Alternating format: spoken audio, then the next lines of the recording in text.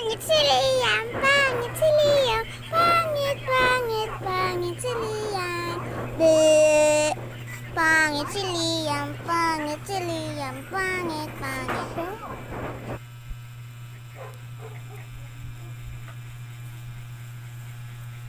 Pretty little baby, abidyan na ako. Siya ang bayot nga bata, lalaki man di ay. Pretty little baby, nagadula siya og tarak-tarak.